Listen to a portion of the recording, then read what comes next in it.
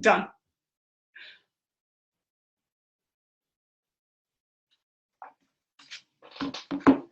So we're live.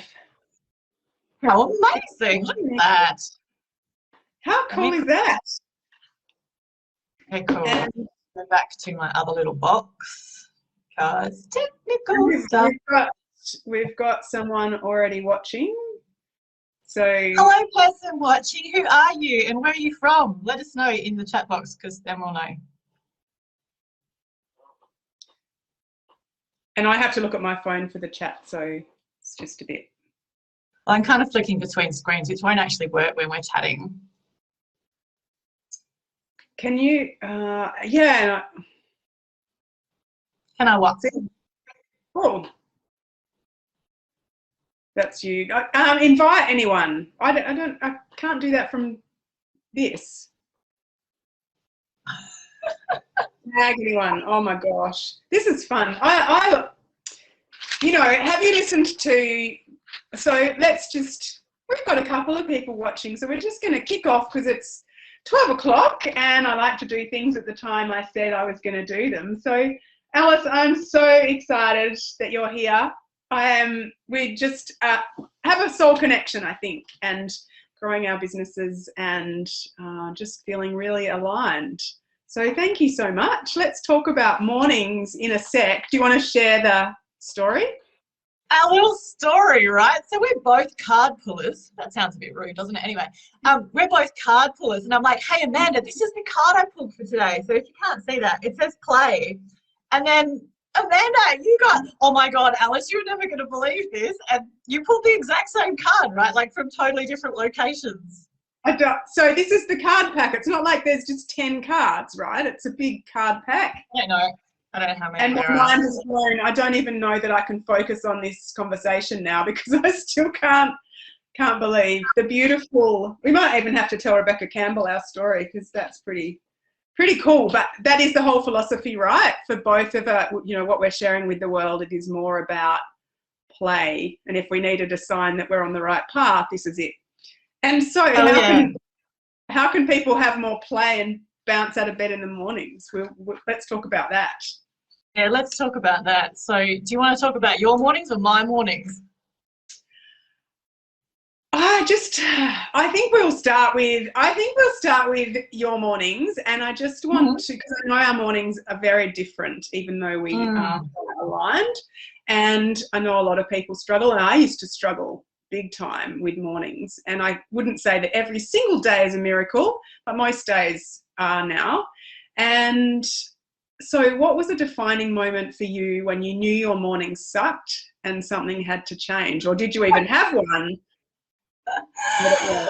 Oh my God, I have struggled with mornings like most of my life, right? So I actually always thought that I wasn't a morning person, and that's just the way that it was. And I don't think there was ever one time. Oh, dude, we have feedback. Have you got it? Yeah, I can't see it, which is really just. Oh, okay, cool. Just so you know, we don't do tech. Yeah, no, so I don't think there was one defining moment. And even now, like in the different seasons of my life, there have been moments where I'm like, oh, God, I thought I had life sorted. And then my mornings would be really shit. And then I'd be like, okay, cool, right, I'm going to do this new thing. I'm going to try this new strategy. And then I'm going to get up and have cold showers in the morning for like 30 days. I'm like, no, I do not love that. Yes, I'm invigorated, but no, I do not love that. I've tried all sorts of things, getting up at the crack of dawn, getting up in the dark, getting up way before my kids. But to say that there was one defining moment when I went, my morning suck and I need to do something about that, I don't think there was one. I think there were multiples of those, and at different stages of my life, right? Because there are the seasons of life which are the nice, warm, sunny seasons where it's easy to get out of bed, and the freezing cold mornings like we've been having lately in Perth, and I don't want to get out of bed. So there's those seasons, the actual physical seasons, but then I think there's also seasons of life, right? So, you know, the different seasons of life when you're going through, when you've got small kids, when you've got teenage kids, when you've got to get up and run around really fast in the morning to, you know, get people to school and work and all that sort of thing. And then there's the seasons of life where things are a little bit easier, or if you're going through something emotional, like those things are always different and they're disruptive of those routines that you might think you've got it all sorted. but then it falls in a heap again. So I don't think there's one defining moment. That's a really long answer to say, I don't have my shit sorted yet. And you're also accepting of that. And I think the beauty in what you said is that ebb and flow, that you don't have to go and read the Miracle Morning and go, oh my God, I have to get up at 5 o'clock every morning and have these 6 things in place, and I have to do that every single day, even when it's the middle of winter and your body's saying, oh, I think you need to stay in bed a bit longer, or get up with the sun, as opposed to I'm getting up at 5 every single morning of my life. And so I think there's beauty in that. And that works for some people. And that's where I think it's not a cookie cutter approach, that, we need to really work out what works for us.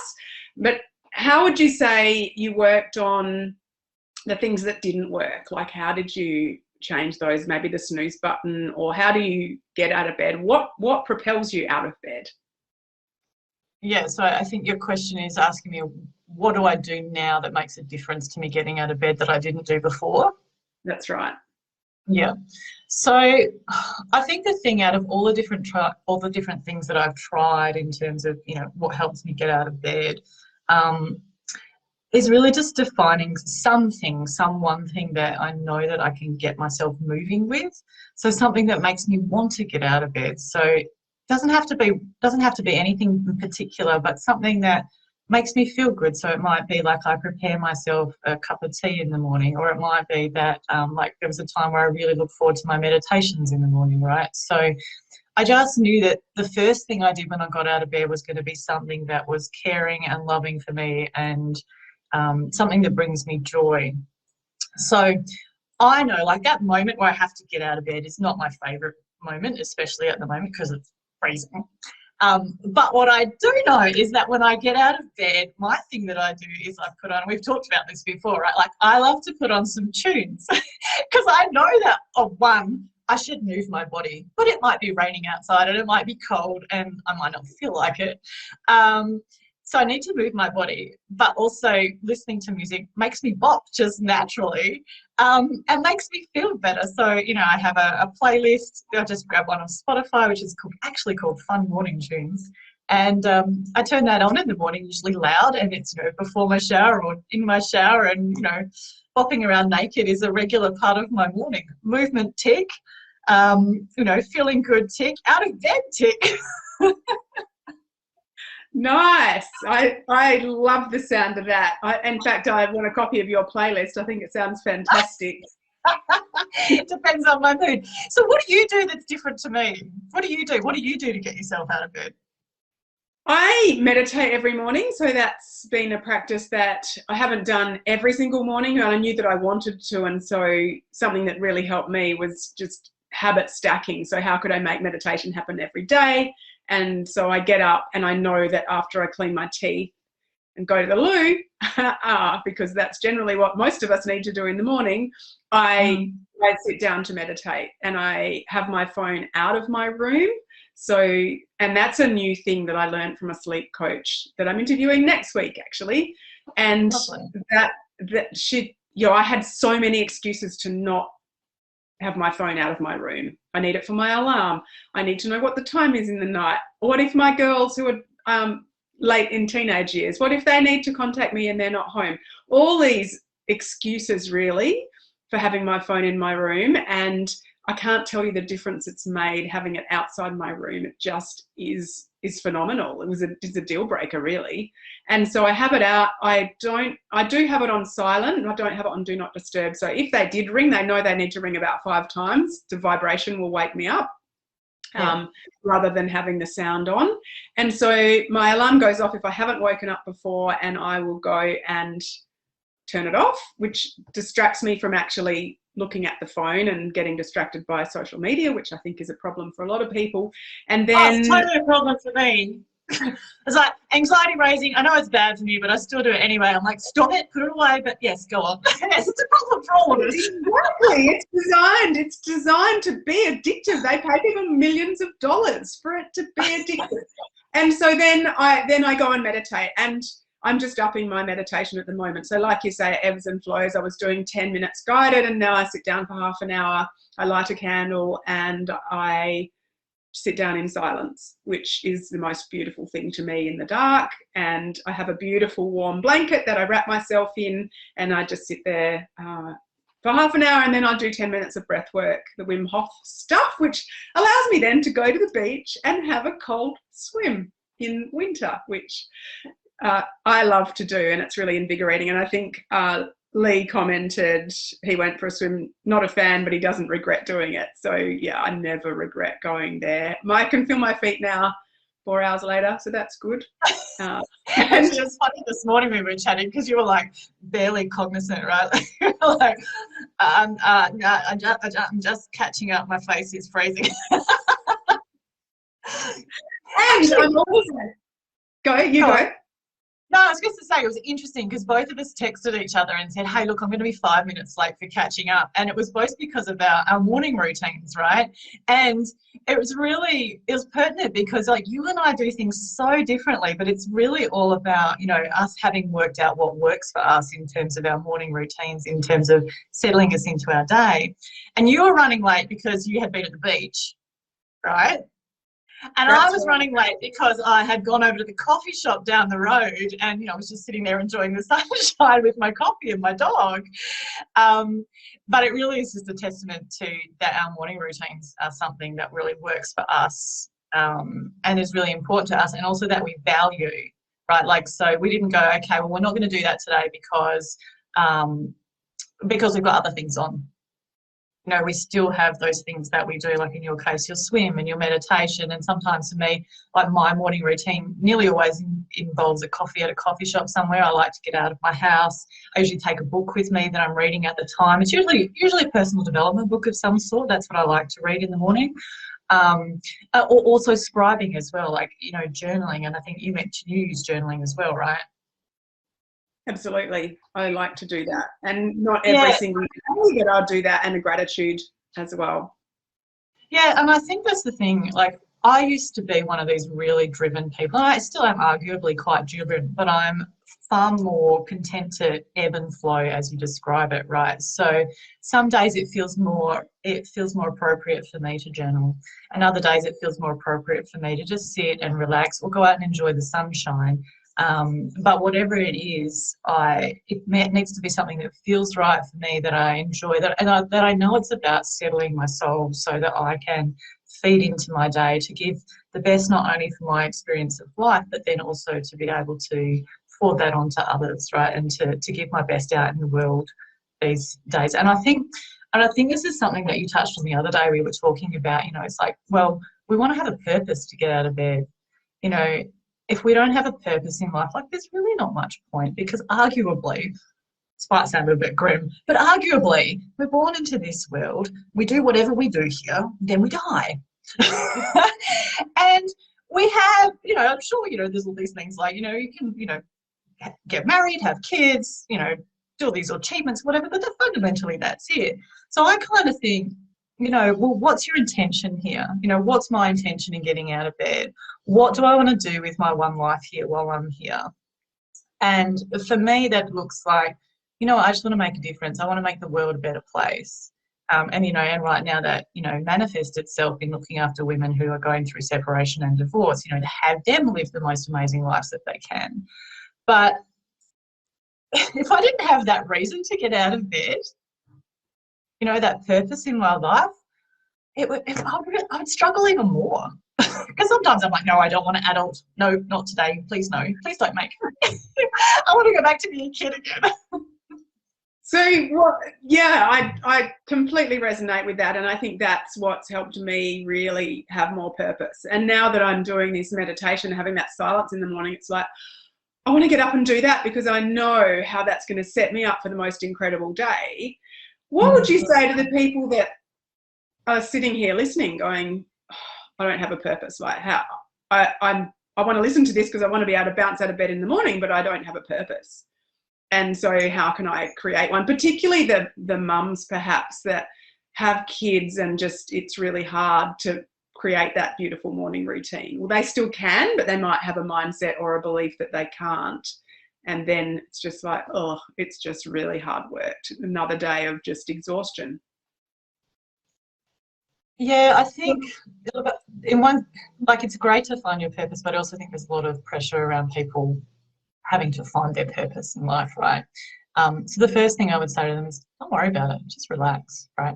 And I would start to look for things in your life that you are automatically drawn to, things in your life that make you feel good, things in your life that feel natural and easy, and start to look in that direction, rather than looking for, well, what should I be doing? You know, not all of us need to build orphanages in Africa, for example. And sure, that would make a difference. But, you know, if something that brings you joy is, you know, chatting to somebody and making somebody else smile, then maybe that's an indication of what your purpose might be. And that can be. Sorry, Alice, I just wanted to go ahead.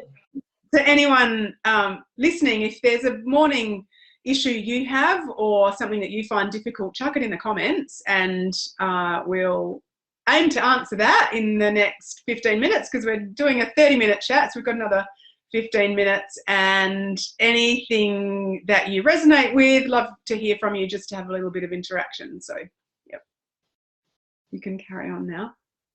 No, I was really just saying, like, you know, if you're not sure what your purpose is in life, like, start to look at the things that light you up. And it may be something like, maybe you're into mountain biking and it lights you up and you want to share that joy with other people. Maybe, you know, have a look in that direction, right? And there's no shoulds or anything about it. I think the most beautiful thing you can do is be kind and gentle with yourself.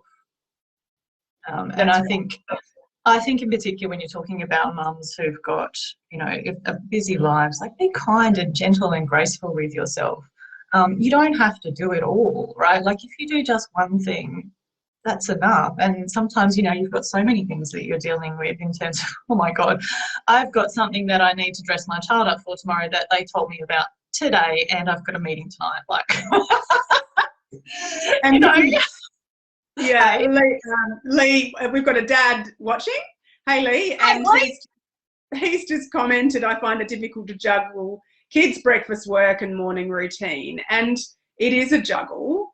And sometimes we've got to work out what things we need to prioritise, right? And we can't expect to have a calm morning if we have to get up at 5 when we go to bed at 11, because we're enjoying that quiet space. So sometimes I think, and we've touched on this when just you and I were speaking, is you really have to decide, if you want to have a calm day and a great morning, you have to decide what your nighttime's going to look like. Because I know, and I still get into the habit sometimes of going to bed late, and my mornings will reflect that. If I go to bed later and I don't get enough sleep, I will still get up at the same time. That's highly recommended, roughly, and winter and summer are different, as we talked about, but that nighttime is really important. So how do you get to bed on time?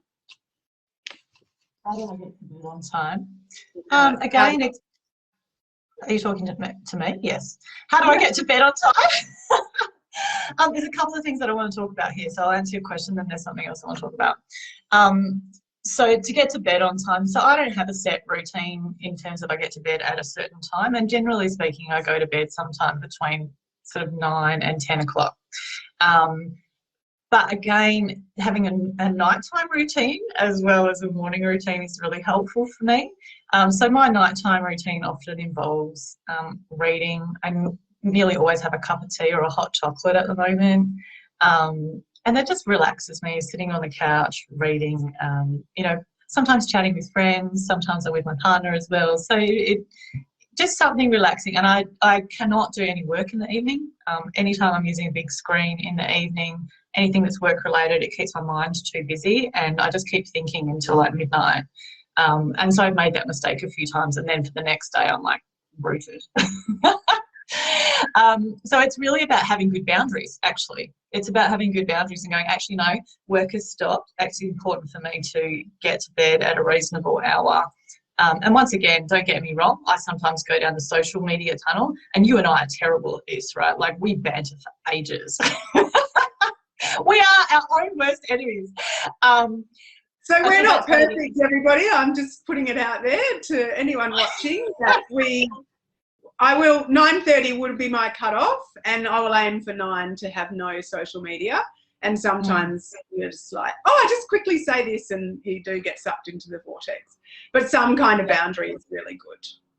Yeah, so that's to answer that question, but I wanted to go back to what Lee was saying about having kids and trying to manage things around that, right? Consider this, right? If you were doing something that was important for your children, or you thought it would make a difference for your children, you would get out of bed and do it. Like, I have kids, well, my kids are, older, but my kids did rowing. So you have to get up before the sun when it's freezing in winter and drive to the rowing shed. I did not love doing that. But for my kids, I will do it, right? Because I know it makes a difference for them. And I know that they love it. So why don't we apply that same sort of love and commitment to ourselves when it comes to something that we know that will make a difference, like getting up out of bed a little bit earlier so that you can do your meditation or have your cup of tea, even if it's just 5 minutes of meditation, or even 2 minutes, if that's what works for you, right? Or 2 minutes of journaling, or writing down 5 things that you're grateful for. I think, we really, in particular as parents, have to start putting our needs up there on the same level, at least, right, as our children. Absolutely. Yeah. So, loving kindness to us first means that we can give more. If we've got out of bed and we have, for our purpose that we're doing, and we feel good about the day, then that's going to reflect, and we're going to have a much less, especially if you're juggling all the things and you're calm, that absolutely reflects on the kids, because it's just so important. So important. And I almost wish I could do my time again so that I could live like that. My mornings were crazy when my kids were younger. Yeah. So I think we've touched on what doesn't work. What doesn't work is getting trapped down the social media vortex, and, if that's a problem, finding whatever. But also sometimes giving yourself grace as well, because we've talked about this, where you can be so regimented. I'm going to have a cold shower every day, and I'm going to do it for 365 days in a row, and your body's screaming at you, no, that's not, like you suggested, that's not being kind to myself. I feel mean doing that. Like, I'm not enjoying it. Then it's finding that fine line. So if you're having a good chat with a friend and it's, reasonable, you're not extremely tired, then it's okay. But if that's going to impact your sleep, then maybe thinking about having boundaries, and even talking to the friend about your boundaries so that they can hold you to it. Oh, next time, can we not chat after 9 o'clock, please? Because I was awake for an hour and I couldn't get to sleep. So it is, there's so many things. I feel like you could talk mornings for weeks and weeks and weeks. But so that's one thing that doesn't work. What else would you say doesn't work? What else would I say doesn't work in terms of not looking after yourselves in the morning? Is that the question? Being able to bounce out of bed in the morning. What's going to stop you from bouncing out of bed in the morning? Look, I think also not having a plan for what you're going to do for the day. I know that whenever I write down a list of things that I want to get done for my day the day before, and usually for me that involves, like, when I've finished working on all my computer stuff, I'll write down, these are the things I want to get done to, for the following day. And then getting out of bed is easy because I already have a plan for what I'm going to do. And so then it really doesn't matter how I feel. Because we rely a lot on feelings, right? But it doesn't get things done. And usually once we get going, and that's my case. Like, even this morning, I'm like, oh my God, I'm talking about bouncing out of bed in the morning. I do not feel like bouncing out of bed this morning. I want to stay in bed with my dog where it's nice and warm. But, knowing, like, once I get going, I'm fine. And I think, you touched on the feeling bit. The feeling bit is the biggest thing. That was the game changer for me. That was the moment, the defining moment when I knew my mornings sucked, was when I laid there and I thought about how I felt. And I think that would be my one key takeaway, and I'll ask you yours in a second. The one key takeaway is to wake up in the morning, ideally without pressing the snooze button. And the only way I learned how to do that was to not focus on my feelings, just to go, my alarm just went off and I need to get up. It doesn't matter what went on in the night, whether the kids woke me up or whether I had a terrible nightmare, I woke up half the night, couldn't get back to sleep. I'm just going to get up because I know that once I start doing those things that I love, I'm going to feel better. And I can go to bed earlier tonight, or I can have a nap during the day if that's possible. You know, I'm creating this life that I love, so I do have that opportunity to often. And as soon as we stay in our head, and Brene Brown's talked about this, as soon as we start thinking all those things, I feel I'm so tired, I need to just get 10 minutes more sleep, which actually is more like getting jet lag when you press the snooze all the time. So thank you for bringing that up, that feelings thing. Don't attach to any feeling, just do what you said you were going to do the night before your brain can tell you not to. So that would be my one takeaway. Yeah, no, I think that's a really good idea. If you're asking my one takeaway is just be kind and loving with yourself, right? Like, this is an ongoing process. Life has its ups and downs. If you're dealing with things to do with family, whether they be elderly parents, whether you've got younger kids, or whether you're on your own, I think the seasons of life and what you're dealing with really impacts your experience of getting out of bed in the morning, because you know that whatever you're walking into is what you're walking into, and that's where you really need to be kind and loving and gentle, and really just know that whatever morning routine you create for yourself, it doesn't have to be fixed in stone. You know, do the things that work for you at the time. If it doesn't work, don't use it. Don't beat yourself up if you don't do it another day. And I think the other thing would be what I mentioned before is, you know, start putting yourself on that same level of commitment that you have to other members of your family or even your work. You know, some people put their work stuff ahead of their own needs. Like, seriously, it's your life. Yeah, like waking up, checking work emails before you get out of bed. They're not paying you for that time. They're not paying you for that time. Do not check your emails. Nuh-uh. Even if you work for yourself, though, I think that's a boundary that's really important. You know, how's that going to help your day by checking your emails? It can wait. So can Facebook until you've done a little bit of self-care in the morning. So yeah, very much so. I don't start my days until 10 a.m. in the morning by design. When I say my mornings, like my actual doing work stuff. Because my morning time is important to me. And then, you know, kind of what we were saying before, if I do happen to have things that are a bit earlier because of time zone changes, I'll shift things back a bit, or I'll do my morning routine after some of those meetings. Yes, I see you looking at comments. Do you have comments to talk about? I don't, not anymore, but I did. There was just a couple from Lee, had a couple, and yeah, we've had a few people. That's all. We've addressed all the comments, and Aww.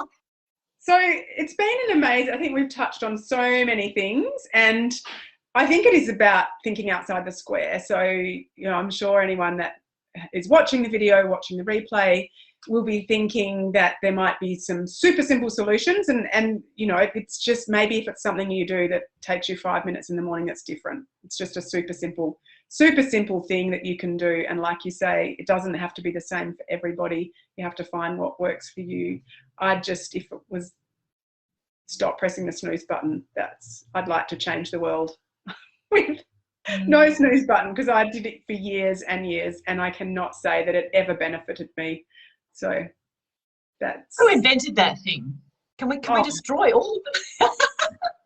Absolutely. Wouldn't that be amazing? So that's the takeaway.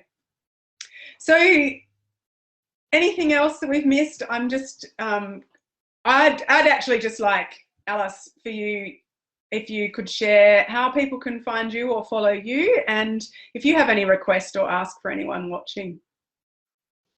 Yeah, cool. So if people want to follow me, you can find me on Facebook at Alice Mcdonald Separation and Divorce Coach. I'm pretty active on Instagram, where you'll find me at Alice _, that's the little line, 2 of them, Mcdonald, McDonald. That's the best way to get in contact with me at the moment. Yeah.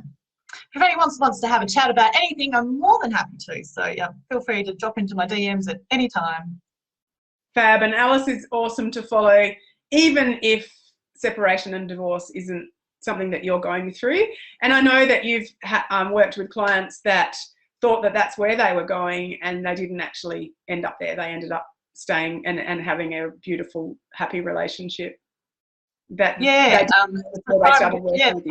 what I do is have people get back in touch with who they are, what's important to them, being able to communicate effectively, and then sometimes that leads to people going, actually, you know what, let's give this another go. So that vulnerability is there and people reconnect with one another, and sometimes it goes the other way.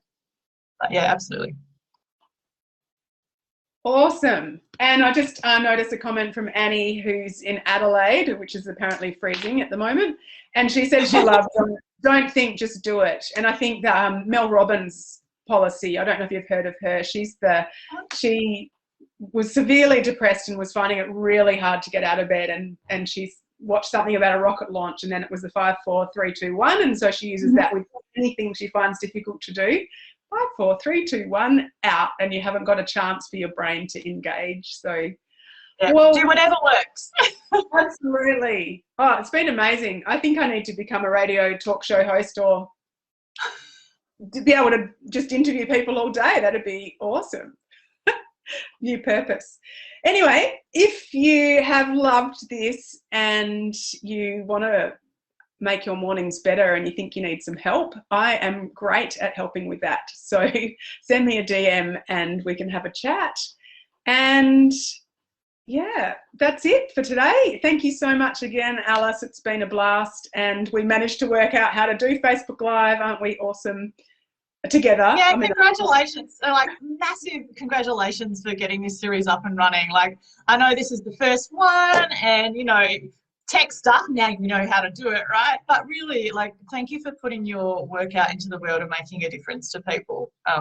It's so wonderful to see so many people just using their voices, and you being one of those. You have the most amazing energy. I have no doubt that anybody that works with you will be extremely well improved. Is that the right word? Oh my God. Anyway, don't listen to me. Amanda's amazing. Listen to you. Well improved is great. Well, feeling magnificent. Yes, that's right. Because nobody loves some men. Absolutely. All right, lovely. Okay, thank you. Bye, everyone. Thanks for listening. See you. Bye.